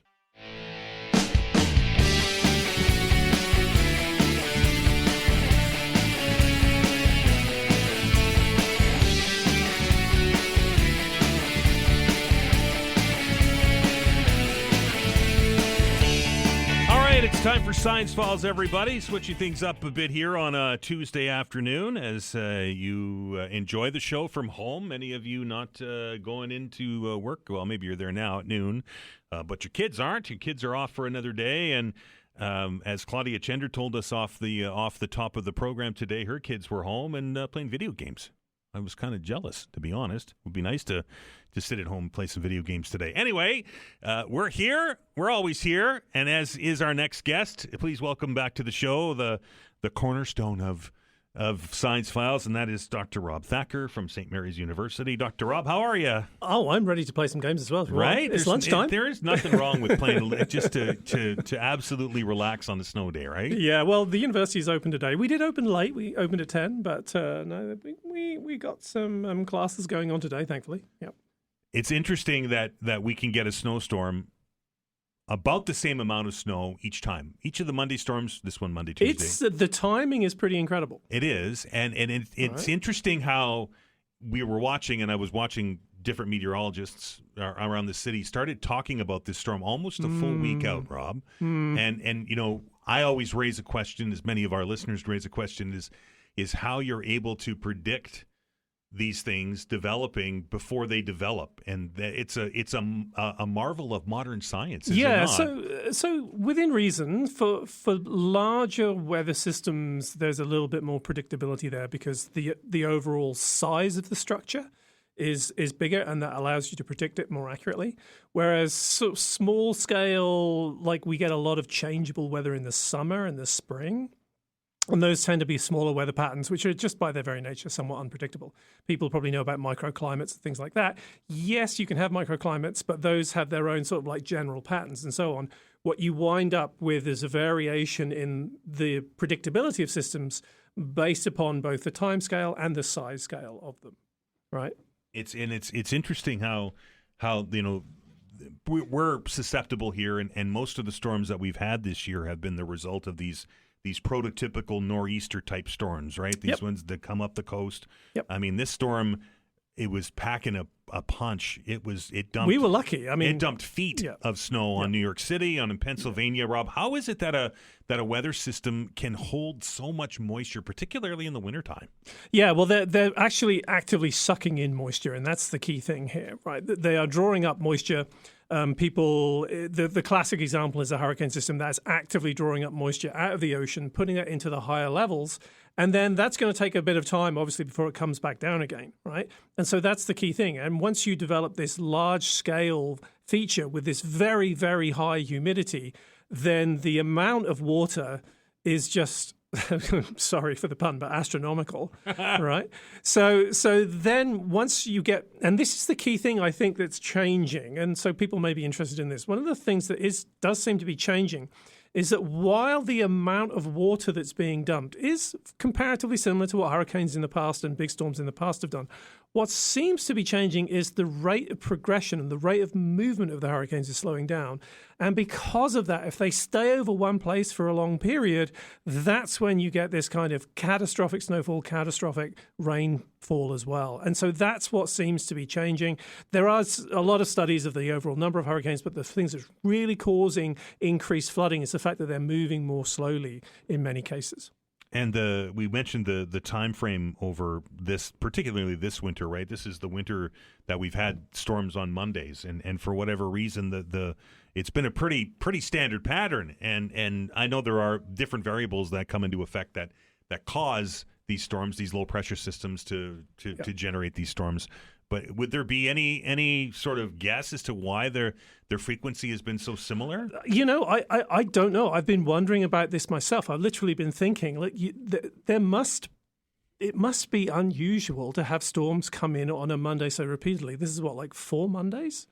5 right? now, I think. 5? Yeah. And we've literally not had a storm, as far as I know, on any other day. Not anything that's being significant like that, right? Right. So I actually think this is pretty incredible statistically. Well, could there possibly be situations that introduce a fixed period? Yes. I mean, you can have situations where there are particular geographic forms that produce eddies that come off, but those tend to be on much shorter timescales than a week. Right. I don't know of anything that's, I mean, a week is just too long for something like a geographic influence. So I don't know. Now, is there something possibly going on in, say, the jet stream?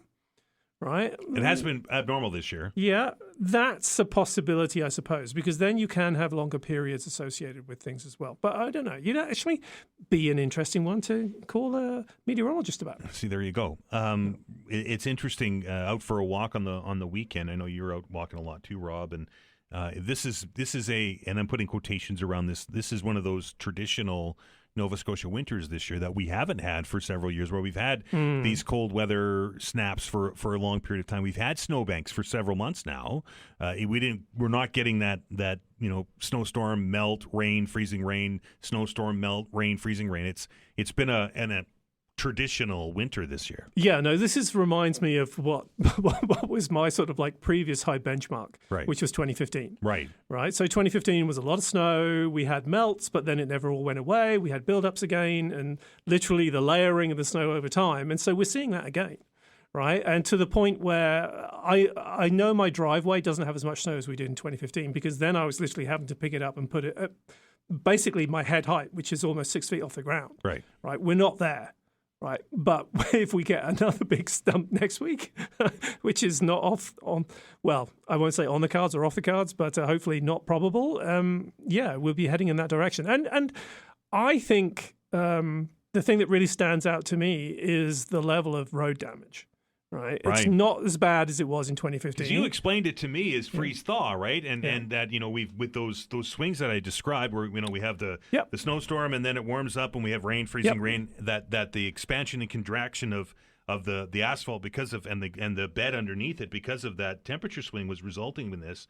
But last week we started talking about potholes being formed by the incredible amount of salt that gets dumped on our roads. Salt as well is going to have an issue, right? And the other thing with salt is if you have colder weather, it moves the freeze-thaw cycle temperature down as well, right? But then on top of that, the other thing we talked about was actually the amount of stuff happening on the roads, right? And in particular, the tendency of a large blade with several tons behind it. The sparks were flying. Yeah, exactly. So I mean, that's inevitable. You can't get rid of that. So when you have really bad freeze-thaw cycles on top of the volume of salt, on top of the volume of clearance, then you're going to get road damage, right? And I will say kudos to the number of teams that were out and filling a number of potholes. Certainly, Chibukto looks a lot better than it did.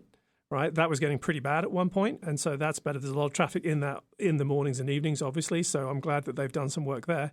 But Oxford is still questionable. So although again that's better. There's been a few holes filled on that, but Oxford was just resurfaced as well. So I was a bit surprised to see it breaking up. And that's interesting. Always been interesting to me that we'll get road surfaces that are relatively new, be it that summer or maybe the summer before that the science of my microphone taking off on me. The springs are dying on this thing. I need new springs. Anyway, the the new pavement is also susceptible to this. Yeah. You think that they do their very best to try and make sure that they don't get frost heaving and those kind of things in these new roadbeds, but it doesn't seem to matter.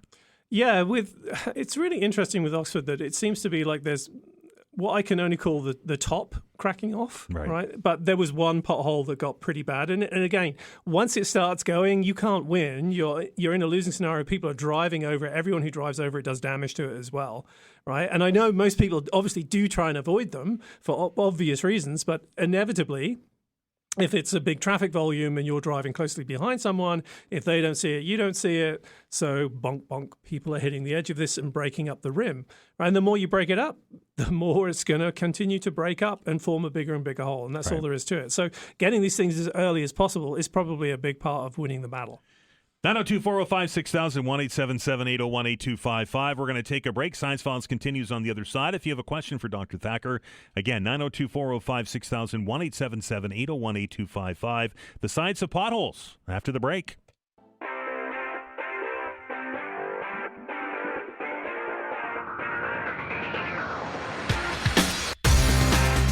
All right, 902-405-6000, 1-877-801-8255. That is the telephone number if you want to join the conversation. Before the break, Dr. Rob, our resident astrophysicist from St. Mary's University, was, and we're discussing the science of potholes. And Dr. Rob, we've talked about potholes in the past, and I've talked about them here on this show a number of times, and I've had people who work either in the works department or have worked in the works department that explained to me that when it comes to trying to repair potholes, particularly at this time of the year, it's difficult because the agent that they use to fill the holes isn't the regular patch that they would do, say, in the summertime.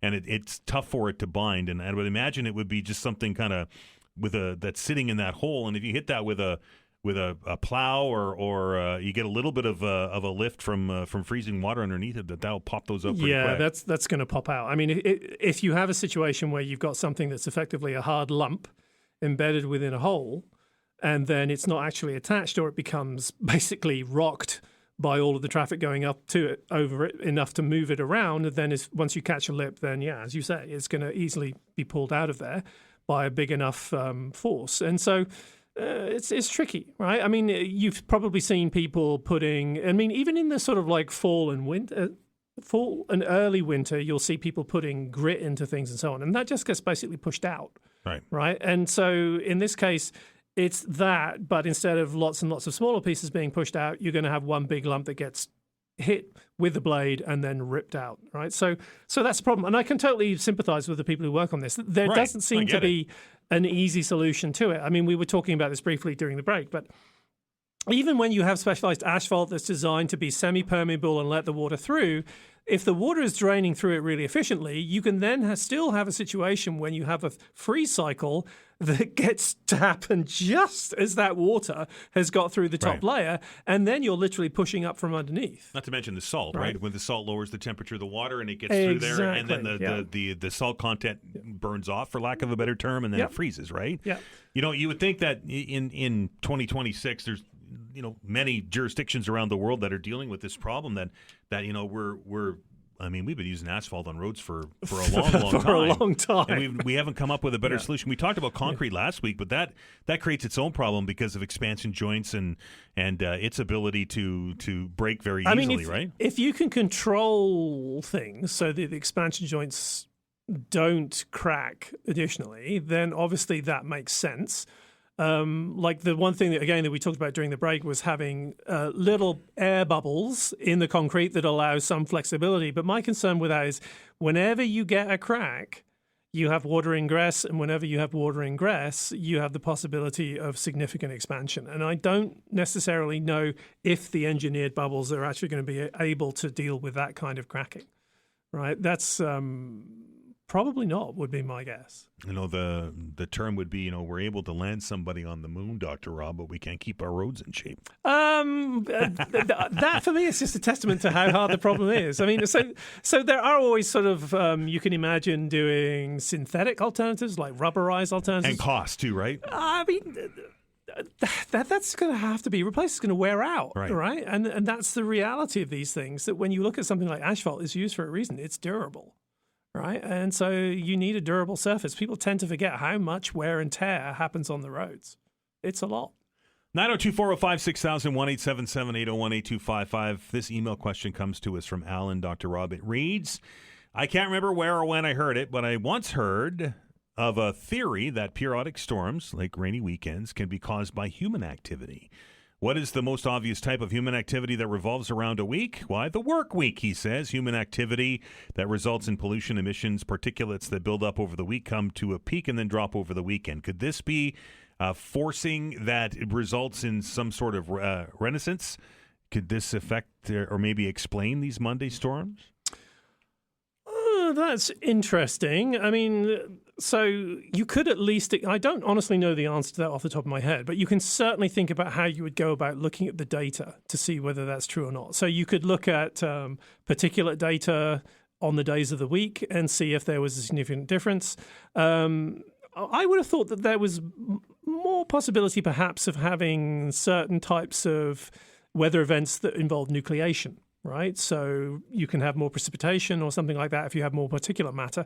But I would have then thought that that would be flipped on its head because you'd have less particulate over the weekends, and so right. So although maybe someone who's clever would say, "Well, yes, but that's how it builds up over the weekend, and it doesn't have anything to nucleate on. On Monday, we put everything into the air and whoop." But that's definitely not what we're seeing with a nor'easter, right? We know that for sure. That is a big weather system, and there's just no human control over a weather system that big. It's a low pressure system that develops and then just keeps getting depressed. It doesn't like winter either. It's like, what is it, Marvin from Hitchhiker's Guide? Yes. Brain the size of a planet, and they asked me to make the tea. Speaking of planets, Dr. Rob, an astrophysics question for Dr. Thacker.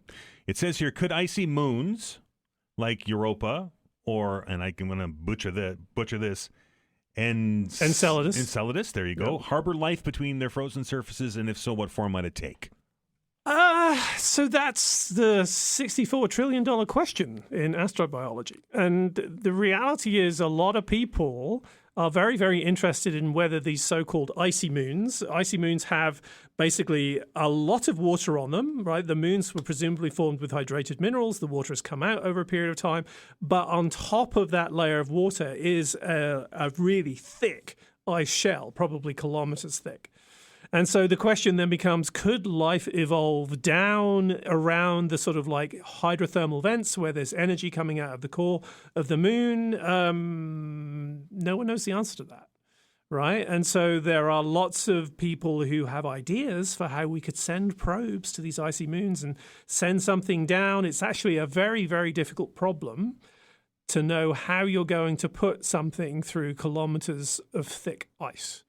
Right? Because the only way we can really think about doing that is probably nuclear, right? Even drilling is very difficult because when you drill into ice, the hole tends to refill up with water from the heat of the drill bit, and then that freezes behind the drill bit. So how do you control that?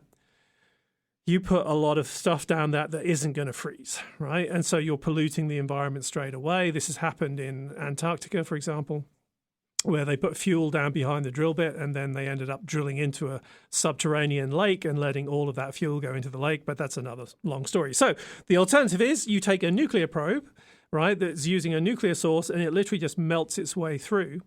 But then you're putting nuclear materials into whatever body it is. Exactly. Right. So that's got a lot of problems too.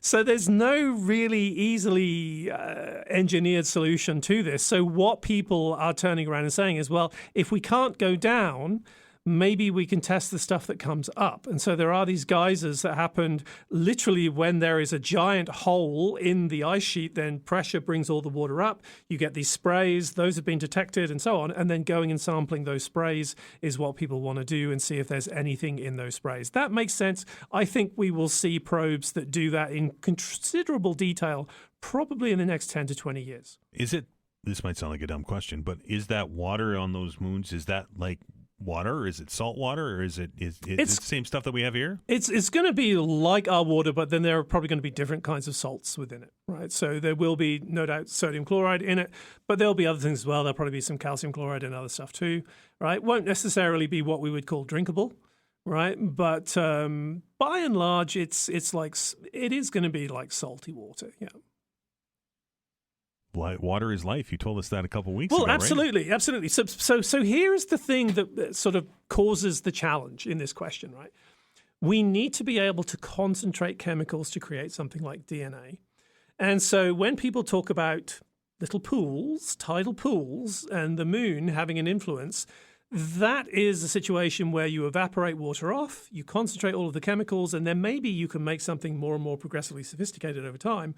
Whereas when you're at the bottom of the ocean, it's tough to see how you can do that, right? And so we don't really have a good solution for that one. And until someone does suggest, we can form a molecule as complex as RNA in sort of a large water-like environment, then I think we're going to have a struggle to actually make a really good argument.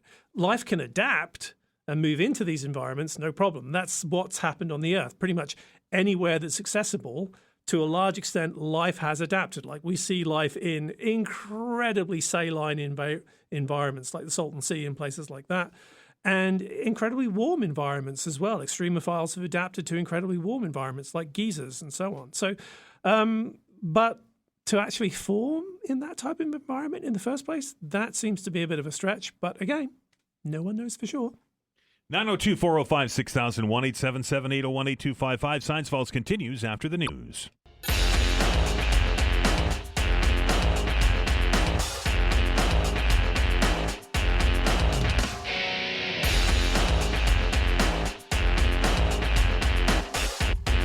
All right, welcome back as we roll along here, and I know many of you are busy shoveling your driveways and looking after your kids who are in school today, and maybe one of those activities that you'll be doing today, it's that perfect snow for it, and that is, of course, heading out into the backyard and making a snowman, Dr. Rob. And interestingly enough, Dr. Rob sends me some stuff that he comes across during the week for the show, and apparently they're finding snowman-like objects in outer space. Oh, you always said they're finding snowmen in space. Right. Or snow people, whatever you want to call them. So this goes back to New Horizons. So people may remember New Horizons took those amazing pictures of Pluto. Pluto became that heartwarming story for everyone who was interested in science a few years ago. And is it a planet or isn't it? Oh, there's the eternal question. It's a dwarf planet. So... I'll get hate mail for that, I'm sure. It's a planet. No, so after Pluto, New Horizons carried on, and they picked another target called Arakoth, as it became known. And so, as they flew past Arakoth, the incredible thing was it was literally two lobes that somehow or another looked like they had got stuck together. Right, and so everyone was like, "Well, how do these things form?" Because the prevailing theory is that actually these really quite small asteroids are literally what we call rubble piles, right? They're held together by their mutual gravity, but very, very weakly. So if you in fact have two of these things collide, what you expect is there'll be a little bit of a puff up of all of the material, which will then slowly over a period of time collapse down and form something roughly spherical again. And so that's not happened with Arakoth, clearly. It's two things that somehow look like they've stuck together. And so the theory that people have been struggling with is, why do these things seem to be able to form? Why don't they just literally sort of like smush as they come together, to give it its technical description? Smush. And then create these spherical distributions, which is what you expect under gravity. The most low energy configuration is a sphere. And so what some scientists did was to say, well, let's think about how actually all those small little pebbles come together. And if they come together in a way that aligns them such that they have a little bit more energy needed to sort of like move them around, they're all aligned in such a way and packed such a way that actually they kind of, I won't say stick with one another, but it takes more energy to actually break it up, right? And so once you start putting that physics in, which is actually quite hard to do, right? But once they started putting that physics in, it turned out that actually, yes, they were a bit more stable. And so over a period of time, you could have two objects that form separately, and then if they come together, spiraling over a period of time and eventually come together fairly slowly, there is a limit to how fast they can come together. It's a few meters per second, believe it or not, which is about the running speed for a human. Then they showed that you actually can form these things. And so everyone was like, that's fantastic. We've explained how these things form, except one person who was not involved in the study went, yes, but how many times if you set things up does this happen? And it looks like it's only about 4% of the time, which isn't very often. So like 1 in 20, basically. And we do see quite a lot of these things out there, right? So that's a surprise. But the long and the short of it is we've got a way for explaining how snowmen form in space. There you go. Now we have snowmen in space. The really tricky part with forming things in space is to get the carrot nose stuck on it the right way, right? Oh, yeah. It's really tricky to grow the carrots up there as well.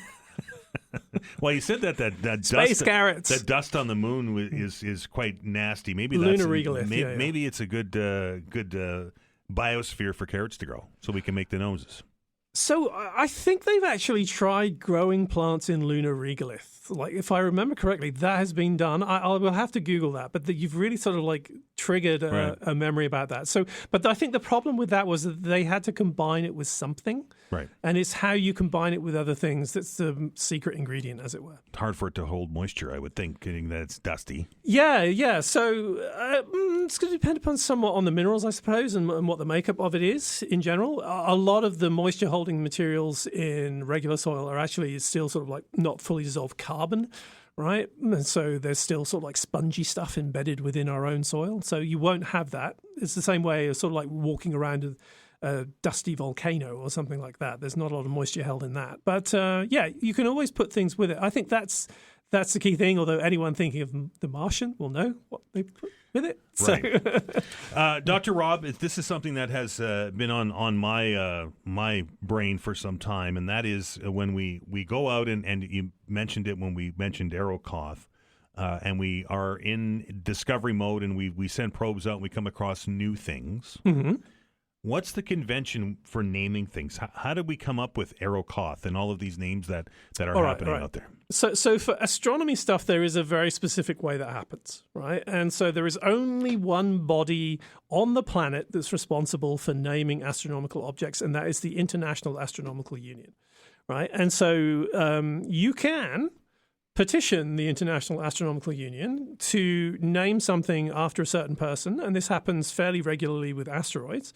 And so my great friend and late colleague, David Lane, for example, has an asteroid named after him. And that basically takes a bunch of people nominating, making a case for why they should name this object. There are also standard naming conventions for different types of astronomical object, like supernovae. They have a very specific, like it will be SN, then the year, then there's a code associated with the month it was found, and things like that. So there are particular ways of naming things, but in general, if you want to give something a very specific name, then you have to petition the IAU, and the IAU will vote on different names. So, like, is it up to the person to petition where we get these names from? I mean, it's obvious when you're naming it after somebody, but if you're just picking a name out of the air, does that follow the same convention? So where things get a little bit messy is when something hasn't been given a name, right? And then people will tend to call it what they want. Right. And that actually causes problems. And so I'm picking Aerocoth because originally that was giving another name, and quite a lot of people didn't like that name that was chosen. I won't go into the details. It had in some people's view, it had significant unpleasant connotations associated with it. Fair. And so they said, no, we don't want that. And so then the IAU eventually, I think, agreed upon Aerocoth. Right. And so that was a situation where until the official name was decided, there was a considerable debate. And that's where the problems tend to start. Now, I will say, and this is going to be upsetting for a few people, but all these star registries and things like that, those are in the same kind of space, that they are working in a scenario where they're just saying, I'm going to give this a name. That's not sponsored by the International Astronomical Union, right? So you can pay to have your name put on a star, but it's not the International Astronomical Union, right? So that's kind of upsetting for a lot of people, but that's the reality of these star registers. So it's not out of the realm of possibility that the President of the United States is going to name a star after himself, but that wouldn't be what the scientific name is. Yeah, you could literally say in the Donald Trump Register of Stars, this is Donald Trump 1, this is Donald Trump 2. You can do that, right? No one says, okay, you can't do that, right? But that's just your Register of Stars, right? It's not the international It's standard. not the International Unions Register, right? International Astronomical Unions Register, yeah. 902-405-6000, 1-877-801-8255. We're on Planet 1 in the Allstrand system. We call it Allstrand 1. We're back after the break.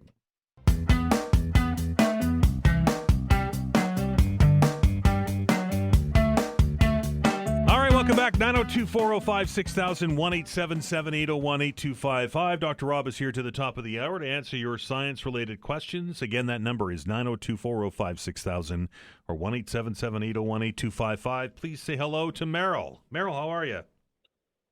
Good morning. I'm fine, thank you. Your question, please. I wanted to call the science file guy because I have a story that's a little out there. It's bizarre. I know you're not going to believe me. Let's try. We're going to let you talk. Don't worry about it. We'll let you talk. Okay. Do you remember the Gage Haubrich incident? Yeah, of course you do. Yep. Well, let's zip ahead to 1974. You remember Port Jolly outside of Shelburne? Mm-hmm. On the old highway before they had the new highway. Right. My buddy and I used to go to a friend of mine, and he just introduced him to a friend who had the store right at the very top of the Port Jolly corner and the old 103 highway. Okay. So we used to go there nights and we'd play cards with them, and we'd drive back to Liverpool. Okay. Ooh. So one night, we were driving home, and we came across a reptilian. He was coming up out of the reeds in an old dried up swamp with cat and nine tails. He was about 7 to 8 feet tall. Arms were hanging down. I couldn't see the hands, but the arms went down past the knees. I couldn't see down past the knees. It was all green. Scales like a snake all in the front. Big, big orange eyes, huge orange eyes. A slit for a mouth. I didn't see any nose. We saw it for about 10 seconds, and when we broke the corner, it was a little stretch. And when we broke the corner, we were no more than 15 to 20 feet away from it. It was standing there. It had stopped. I've never seen anything like it before in my life, but it was a reptilian, an alien. I have no idea why he'd be doing there 3 o'clock in the morning. Right. But that's what we saw, both of us. My buddy was so afraid, he cries if anybody asks him. It's so bizarre. When you see this thing, it's like something that you saw in a movie. It doesn't belong on the side of the road at 3 o'clock in the morning. Well, Merrill, I appreciate you sharing that with us. That's my story. I don't know if anybody else has ever seen anything like that, but I surely wish that they'd call in if they did. Merrill, have a great one, my friend. Thank you very much. 902-405-6000, 1-877-801-8255. I'm not going to say that it happened or it didn't happen. Yep. He certainly believes it happened. His friend certainly believes it happened. Exactly what I've said. Yep. And you know, we get these stories, particularly along that stretch of highway from Shag Harbor and such. And I guess the question is when the science community gets these kind of stories, Dr. Rob, what obviously they look into them, I would think. But the challenge with all of these things, and I don't want to sound like a broken record, but I'm going to sound like a broken record, right? And it's not that people don't truly believe what they've seen, right? The problem and the challenge is eyewitness testimony is not considered reliable for something as significant as we are in the middle of an alien visitation, right? Because we all understand that the reality is, and again, not casting aspersions to anyone who has any stories, that someone can say, I saw something when they didn't see something. And that is the problem with eyewitness testimony in a nutshell, right? And it's not that people don't believe what they've seen or haven't had an event of some kind, right? That is not the issue. It's a question of whether it's an acceptable level of evidence or not. And that is the challenge. Consistently, time and time again, right? The investigators will not accept just testimony. right? There has to be more evidence, right? And so Neil deGrasse Tyson has a really, really great suggestion for what you can do if you are ever abducted by an alien ship, right? If you are somewhere and you are put in some kind of holding environment, take a piece of technology, right? Take that piece of technology, put it in a pocket, and when you're dropped back off, you have a piece of alien technology that you can show people, and that is verifiable. That is the standard of evidence that's expected, right? Neil has a great little skit where he says, when you're on the table, you say, look over there, and they all look over there, and then you grab a piece of medical equipment, right? But that is the general suggestion. Now, of course, people will turn around and say, oh, yeah, but I couldn't move or anything like that. Yeah, okay, I get it. But or previously disposed dealing with probes. Yep. Is to get a piece of evidence that is verifiable in one way or another. And I understand, right?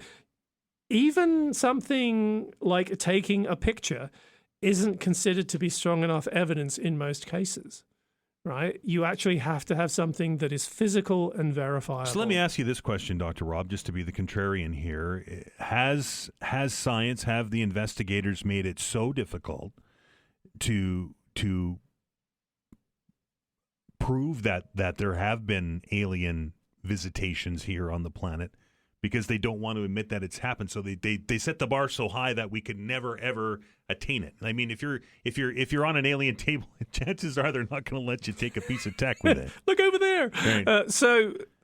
Okay, that's a reasonable counter, but the flip side is if you don't have that standard, right, then you have a whole bunch of people, right, who can claim something, and you take that as faith, and what can you do, right? I mean, one of my personal frustrations, and again, this won't be popular with everyone, but I'm just going to be honest, right? I think I should be honest with people, is that I get frustrated at the amount of money that people who are cynical make off of this, right? I find I have a bit of a problem with that. Now, there are people who make money off that who have a good old joke about it, right? So one of my favorite movies of all time is actually Paul, right? So Nick Frost and so on. That's one of my favorite movies. And I'm like, if you're going to make money off of aliens that way, then okay, I'm cool with that, because that's kind of fun and accessible, and it's a cute movie. So but the seriousness of it all is a bit of a challenge for me, right? And I can't really engage on that. Is it conceivable,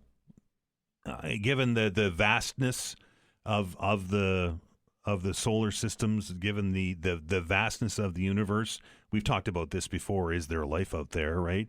Is it conceivable that alien life can or will or has visited the planet, and people like Merrill who just happenstance drive around a corner and see something that they can't explain? So there is one there's one theory that's kind of really difficult to argue against, right? And that theory is that if an alien race has become so technologically advanced that they can travel at will, admittedly probably taking a very long period of time, but they can travel at will throughout the galaxy, then in all likelihood, they have enough understanding of medical and biological technology to appear as we are if they so want it to. And in that kind of scenario, you come to the conclusion, well, if they can move around, then they're already here. And the problem with that is if they're already here, we are like ants to them. Do you want to go and live in an ant colony? Not particularly, right? So why would they want to, right? And that's the challenge that I have with that particular line of argument. Because, yeah, if they are good enough to have that technology, then they are probably smart enough to be able to do whatever kind of plastic surgery they need to look like, just like us, right? But why would they want to, right? Because we are just going to be such ridiculously poorly advanced, dumb creatures from their perspective. Why would they want to hang out with us, right? I don't understand that. Unless they were quietly directing the future of humanity. Now, you can get into conspiracy theories like that. You're opening up a can of worms, right? Rob. But again, the probability of it is so small and so unlikely, right? That it's just, for me, I can't particularly take it seriously personally. It's very interesting, and having spoken with and interviewed people like Merrill who have had experiences like that before, they truly believe that they saw something, and people, it's in his case since 1974, have been telling him he's wrong, yet he's continually sticking to this story. People truly believe they see what they see. But in 2026, with the technological advances that we have with cameras and everything being all over the world, you would think we would see more than the odd case every year, right? Well, so this is when you think about the fact that actually cell phones can take pictures at night pretty well now, right? Everything we still get someone sort of like calling in. Here's a picture. It's blurry, right? Pretty much every time it's blurry. And there's a reason for that, right? That the camera can't focus in low light. And it's not like the Aurora, which is on a very, very large scale, so it can focus. Right? So we're still not getting good pictures of things because the technology still isn't there to get a zoom in at nighttime of a single spot of light, right? That's just not happening. And so most of the time now when we do get something we can see, to be honest, it's a contrail, right? And that happens quite a lot, that you get contrails lit up at sunset, which look really awesome and amazing and unusual. And people, first of all, they often wonder, are they comets, right? That's a reasonable question. And so we say, no, they're not comets. They're contrails lit up by the sun, right? And then people say, oh, is it a missile launch? And you're like, no, it's just a contrail. It's at the angle, so it looks like it's coming up or going down, right? And so all of those things, the reports of those are not really significantly changing with time. Right, so technology hasn't had a huge impact, but we'll keep looking. Yeah, why not? I mean, I think that to my question most of the time, but to my question, with the vastness of the universe, it may not be something bipod, or it might be a minor little bacteria or something. But I think we'd be pretty arrogant to think that humans are the only living species on the planet. On that, I wholeheartedly agree. Right. Like, there's got to be other life out there. I don't question that at all. I do question whether there's other intelligent life in our galaxy. We're getting to the point where, if there's technological signals out there on a large scale, we're not far off being able to detect those. For sure. Right? So, and it's looking like we're not going to see anything, but who knows? Maybe we will. And if we do, that would be incredible, right? Totally incredible. No question. Thank you, Dr. Rob. Thank you to all of our callers. Thank you to all of our guests. We're going to stop down for the day, but we'll be back at it tomorrow, starting right at 10 o'clock. Don't forget, tomorrow, Dr. John Gillis will be here to answer your medical questions. Until then, everybody, be safe, be well, and be kind to one another.